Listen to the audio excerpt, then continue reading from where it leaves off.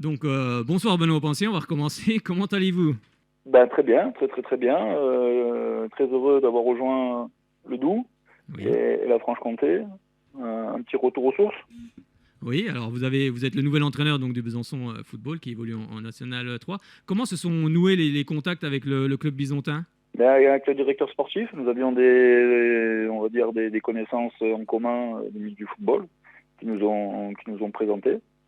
Et j'ai reçu un appel de la part du directeur sportif et du président et ça a tout de suite matché.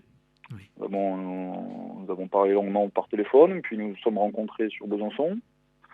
Et le courant, le feeling est passé très vite. Oui. Et voilà, ça s'est fait très rapidement, parce que je pense que nos ambitions respectives se rejoignent. Donc ça s'est vite vu. Alors vous avez été l'entraîneur de Toulon, vous avez aussi une carrière de joueur, hein, comme gardien, également à Fos-sur-Mer, la Seine-sur-Mer entre autres. Alors ça sera votre première expérience en National 3. Comment vous l'appréhendez? C'était une volonté aussi d'évoluer à l'étage supérieur? Oui, bien évidemment. Bon, comme vous l'avez dit, j'ai quand même fait une carrière qui a oscillé entre la Ligue 2 et la N2. Oui. Euh, donc c'est vrai, quand on a connu ce niveau en tant que joueur, on a envie de le connaître aussi en tant qu'entraîneur. Donc j'ai Oui, toujours eu l'ambition d'entraîner à ce niveau-là, voire plus haut, parce que je me fixe pas de limite. bien sûr. Voilà, je suis quelqu'un d'ambitieux, j'ai envie de réussir dans ce métier-là. À partir du moment où je me suis lancé dans ce métier, c'est pour aller le plus loin possible. Donc oui, effectivement, c'est une volonté d'entraîner à ce niveau-là. Et comment je l'appréhende? Bon, vraiment avec le plus d'humilité possible, bien évidemment, mais avec des convictions, et l'envie de mettre en place mes convictions. Oui, puis c'est aussi un challenge qui est excitant, je suppose. Oui, le challenge, bien évidemment, qu'il est très excitant. J'ai même hâte déjà d'être à la reprise. Oui. Oui, une montée sur 2 ans avec on va dire une bonne première saison. Mm. Voilà, on ne fait pas n'importe quoi non plus. On a Oui. envie de construire quelque chose de crédible, de concret, de sérieux. Oui. Mettre les construire pierre après pierre. Euh, donc, j'ai trouvé des gens des dirigeants Mm. la tête sur les épaules, Oui. la tête sur les épaules. Et justement, c'est l'objectif qu'ils vous ont donné, une montée d'ici 2 ans? Oui, oui, oui, tout à fait, oui. Après, lorsqu'on est quand même euh, un entraîneur ambitieux, on Mm. a envie, euh, on a envie d'aller le plus haut, le plus rapidement possible. Mais comme je viens de vous dire, on veut pas mettre la charrue avant les bœufs, on veut construire les choses correctement. Et je pense que viser une montée sur 2 ans, c'est quelque chose de cohérent. Vous avez déjà pu rendre visite à ce groupe, enfin rencontrer quelques joueurs, ou alors c'est encore trop tôt? Non, j'ai rencontré quelques joueurs déjà la semaine dernière, lors d'un premier passage donc dans le Doubs, à Besançon. Euh, et je dois également rencontrer le reste des joueurs cette semaine, entre mercredi et vendredi. Et vous avez déjà visité un peu les infrastructures, le stade Léo Lagrange, toutes les Oui, oui, oui, ils m'ont infrastructures fait autour du. visiter la semaine dernière le stade Léo Lagrange ainsi que le complexe à la Malcombe, puis d'autres complexes aussi. Alors, J'ai visité le siège également, rencontré la plupart hmm, des dirigeants. J'aimerais rencontrer encore les éducateurs du club. hmm.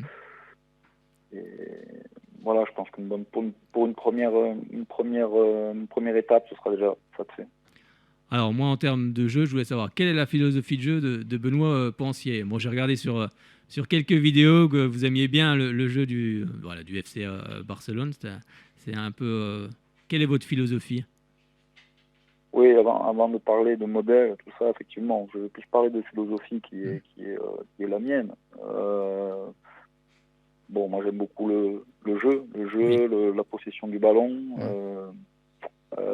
avoir la maîtrise, Oui. récupérer le ballon très très vite sur un gros pressing. Voilà,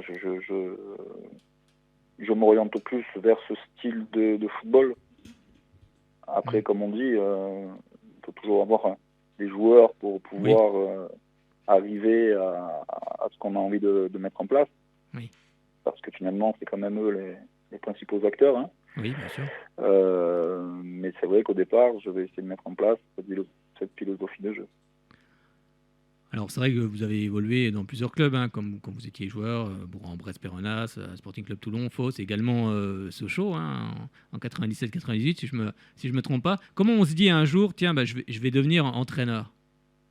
C'était voilà, vous aviez ça en vous déjà? Pour ma part, c'est une vocation. Parce que Ouais. même à l'époque où j'étais joueur, j'envisageais déjà d'être entraîneur. Je me voyais déjà entraîneur. Voilà, j'observais beaucoup mes différents coachs que j'ai pu avoir. Je notais beaucoup de leurs séances. Je m'amusais, moi, dans mon coin, chez moi, à faire mes compositions d'équipe à moi de mes équipes, hein, des équipes dans lesquelles j'évoluais. Voilà, j'ai toujours été très à la recherche de ce métier d'entraîneur, très curieux, voilà, très curieux de ce que pouvait être la vie, la réflexion d'un coach. Et avec toujours ce souci d'en faire mon métier après ma carrière. D'ailleurs, j'ai passé mes différents diplômes aussi pendant ma carrière de joueur, de façon à pouvoir de suite, dès la fin de ma carrière, pour enchaîner sur ce métier. Alors justement, on parlait de l'entraîneur, des jeunes aussi également. Alors un club, c'est pas forcément que c'est l'équipe première bien évidemment, mais c'est aussi toutes les catégories de jeunes. Vous avez aussi l'âme d'un formateur avec tous ces jeunes aussi également. Ah, moi j'aime beaucoup, j'aime beaucoup intégrer les jeunes parce que je pense que c'est l'avenir d'un club. J'aime beaucoup intégrer les joueurs de la formation. On dit souvent que dans mes séances d'entraînement, il y a une grosse part de formateurs aussi. Voilà, je pars du principe qu'en N3, voire en N2, les joueurs sont encore, s'ils sont à ce niveau-là, c'est qu'ils ne sont pas complètement formés, donc il y a quand même de la formation à effectuer. Hormis peut-être sur les plus anciens, mais un joueur de 25 ans qui est en National 2 ou en National 3 a encore des choses à apprendre. Alors c'est vrai qu'on parle, moi je vais parler un peu de niveau cette fois-ci, parce que c'est vrai que vous avez fait, vous êtes resté aussi longtemps dans le sud de la France, où vous êtes d'ailleurs originaire. C'est vrai que nous, souvent, nos équipes qui sont parties jouer dans le sud de la France ont eu souvent des difficultés dans le jeu. Comment on peut expliquer, comme si le niveau était un petit peu plus supérieur, après vous qui êtes là-bas, vous allez peut-être pouvoir nous le dire, est-ce que c'est... quelle culture vous avez Je pense pas que ce soit au niveau du jeu proprement parlé, du football proprement parlé, que le Sud est supérieur à d'autres régions. Je pense surtout que c'est dans la mentalité et l'état d'esprit, où on retrouve des joueurs avec beaucoup plus d'agressivité, beaucoup plus de grinta, beaucoup plus de générosité, d'envie. Mais je pense que ça, c'est dans le caractère sudiste. Un caractère sudiste, je ne pourrais pas l'expliquer, mais c'est comme pourquoi les Argentins, les Chiliens, les Sud-Américains sont beaucoup plus agressifs. Quand ils sont sur un terrain, on dirait des chiens, ça court de partout, ça s'arrête jamais, c'est du pressing à outrance. Bon, c'est dans les gènes, c'est comme ça. C'est ça aussi que vous voulez voir, vous, sur un terrain? Des gens ça fait partie de mon ADN, oui, tout à fait. Comme vous dites, je suis sudiste, j'ai été formé en tant que joueur dans le Sud, j'ai commencé ma carrière d'entraîneur dans le Sud, j'ai terminé ma carrière de joueur dans le Sud, j'ai fait une grosse partie de ma carrière dans le Sud, donc j'ai cette grinta-là en moi, c'est une certitude. Alors, cette grinta-là, je veux l'avoir dans mes équipes. Alors c'est vrai que la région ne vous est pas inconnue, car je l'ai dit, vous êtes passé par Sochaux, vous étiez le 3e gardien, si je ne me trompe pas, derrière Vincent Fernandez et Frédéric Peterens. Qu'est-ce que vous retenez de cette expérience? Que du bonheur. Que du bonheur, parce que ça rend pas compte sur le moment, mais quand on est soit au centre de formation ou jeune pro, c'est des moments privilégiés, c'est des moments inoubliables.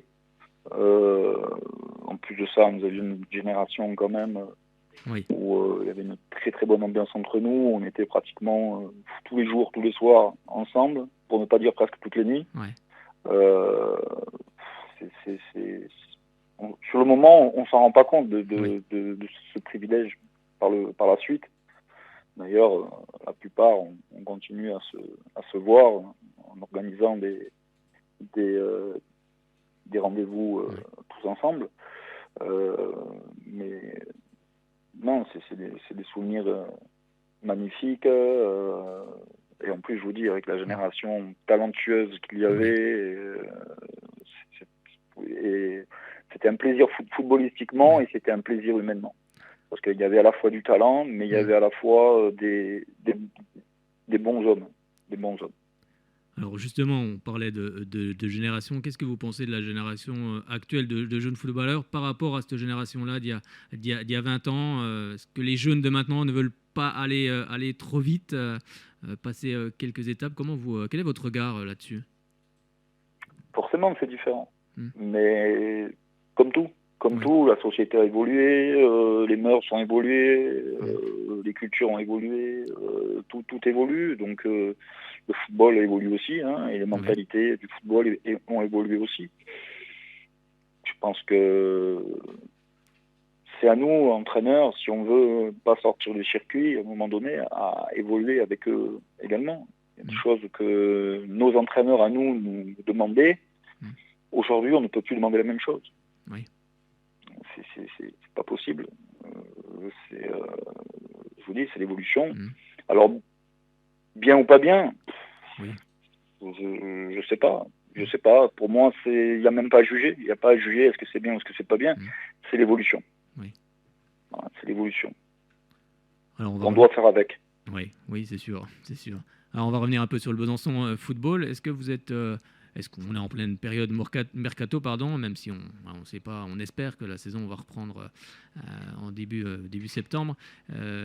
On est en plein dans les transferts pour le moment. Est-ce que vous avez déjà des contacts? Est-ce qu'il y a déjà des choses qui se préparent du côté de Besançon Football pour justement dans cette période?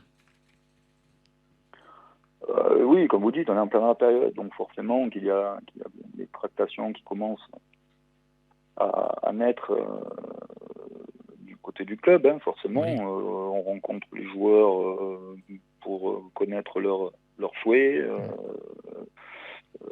On jette un œil aussi sur ce qui se passe sur d'autres clubs pour d'éventuels recrues. Bon, mais la priorité n'est pas au recrutement, la priorité est déjà de garder nos joueurs. Voilà, ça c'est une volonté de la part du club de vouloir garder la totalité de l'effectif. Donc, on va dire que le premier recrutement, ce sera déjà de garder l'ensemble de l'effectif. On sait qu'il y a eu la période Covid avec l'arrêt des championnats amateurs. Comment vous avez trouvé moralement les premiers joueurs que vous avez vus? On sait que c'est une période compliquée aussi pour le monde amateur. Je pense qu'ils ont hâte de partir en vacances et de passer à autre chose et d'entamer la saison prochaine. Voilà, comme tout le monde d'ailleurs, joueur, entraîneur, on vient de vivre une saison compliquée, difficile psychologiquement, parce que faire des entraînements sans compétition, c'est usant. C'est usant, mais c'est indispensable, parce qu'à un moment donné, il faut quand même garder la condition. Donc c'est indispensable de s'entraîner. C'est une très bonne chose que le club, que les coachs ont souhaité continuer les entraînements. C'est une très bonne chose. Mais voilà, ça devient usant et je pense qu'il faudra envisager très rapidement de les mettre en vacances. Oui, parce que pour le moment, là, il continue des séances d'entraînement. C'est ça ce qui se passe au Besançon Football? Oui, la semaine prochaine, on va encore s'entraîner. Je puisse pouvoir assister aux entraînements, commencer un peu à regarder un petit peu les joueurs et je pense fin de semaine les mettre en vacances. Vous avez déjà vu des vidéos des rencontres du Besançon Football? Oui, vous êtes déjà imprégné Ouais, des contenus. c'est prévu cette semaine. C'est prévu cette semaine. C'est prévu cette semaine que je consulte les vidéos des 4 ou 4-5 premiers matchs qui a eu lieu cette saison. Et donc pour la reprise de l'entraînement, vous avez déjà une date ou c'est pas encore fixé pour Oui, le l'instant? 2 juillet. Oui, le 2 D'accord, juillet, reprise de l'entraînement. d'accord, très bien. Reprise de championnat, comme reprise du championnat national 3 et au 21 août. Oui, Donc nous reprenons les entraînements le 12 juillet avec, par contre les matchs amicaux sont encore pas complètement établis. oui, Je souhaiterais faire entre 5 et 6 matchs amicaux. d'accord. Eh ben, c'est noté. En tout cas, on passera vous voir et puis ça sera mieux de visu.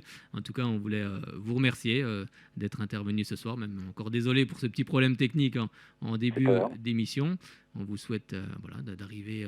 On vous souhaite déjà la bienvenue dans la capitale comtoise. Que vous connaissiez quand même Besançon ou la ville Oui, en oui, oui, elle-même oui, oui, oui, parce je que connaissais, oui. Durant mon passage à Sochaux, oui, je venais de temps en temps me balader oui. dans cette charmante ville de Besançon.